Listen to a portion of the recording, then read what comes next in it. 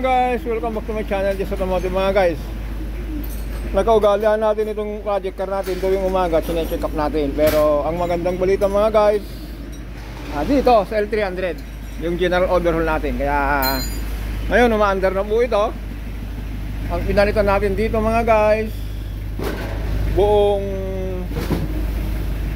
cylinder head, rocker arm with shafting, camshaft, liner, Conrad main bearing. In short mga guys, general overhaul. Bagaman hindi tayo gaano kakilala o hindi natin talaga kakilala yung may-ari nito, nakilala lang tayo sa YouTube channel natin.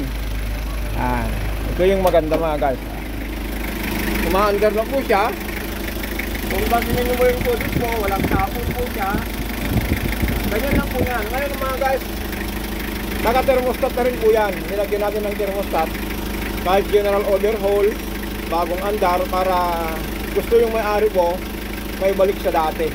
Okay mga guys, ganun lang po. Short video lang po tayo dito. Yung may-ari po nito na nag-iwan sa atin, na basta iniwan na lang sa atin na yes, bahala ka na sa sasakyan ko kung ano yung mga kailangan, itawag mo na lang sa akin at ipadala ko na lang sa Lalamove o kaya sa Grab. Lalamove naman yung parati nila, kaya Lalamove baka naman.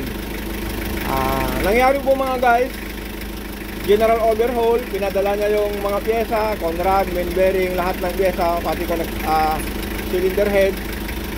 Isang beses lang siya dumalaw. Ngayon sabi niya, kung umandar, just tawag mo na lang sa akin. Yan, umandar na sir. Kung nanonood ka man sa video natin, ito na po, bagaman nakilala mo ka sa YouTube, sigurado po mapapanood mo rin yung itong makina mo, umandar na po siya. Kasi mga guys, ang story po nito, blow by na.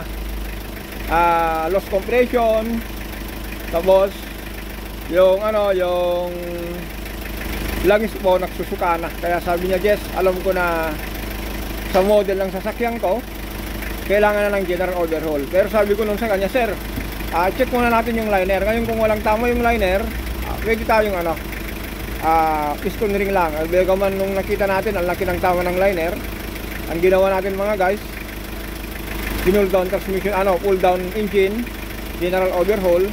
Sinabay na rin po yung na-check yung cylinder head nakatama. Kaya kung pasinin nyo mga guys, yan, wala man lang bulak. Diba? Tapos yung tinalakay natin yung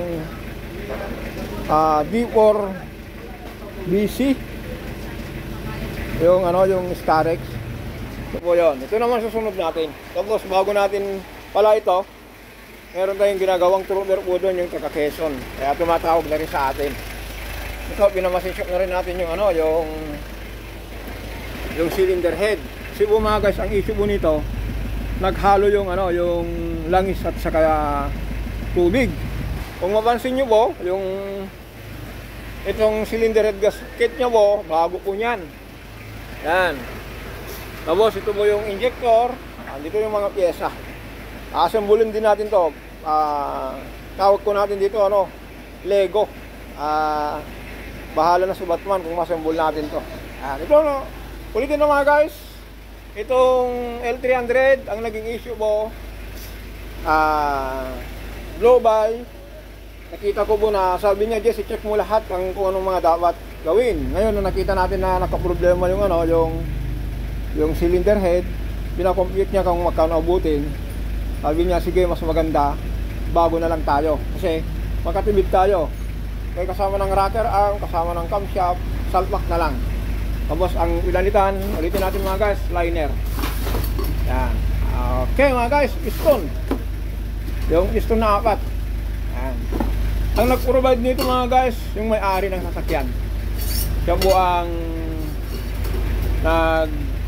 kasi ang pagkaalam ko sa kanila po, meron silang auto parts. Kaya thank you sir sa tiwala mo. Bagaman nakilala mo ako sa YouTube natin, pinagkatiwala mo tong unit mo sa akin. Ito po, ginagawa ko po nito, halos maghapon umaandar po para obserbahan natin yung tubig. Ganoon din po yung temperature, yung bomba ng langis, at saka po yung mapalambot natin yung andar.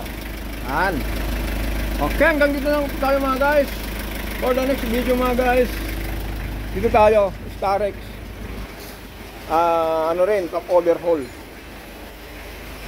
Yan.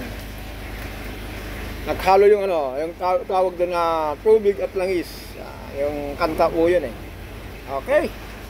For the next video, don't forget to subscribe. Hindi na lang tayo. Yun lang po. Maraming po sa sa suporta nyo. Ulitin natin, bagaman nakilala ako dito sa YouTube natin sa L300 dito, pinagkatiwala niya. Ganito rin po ito. Meron din nagbigay sa kanya na puntahan mo si Jess. Magaling manghula yon. Ayan, pag-aralan natin ito. Okay, bye-bye!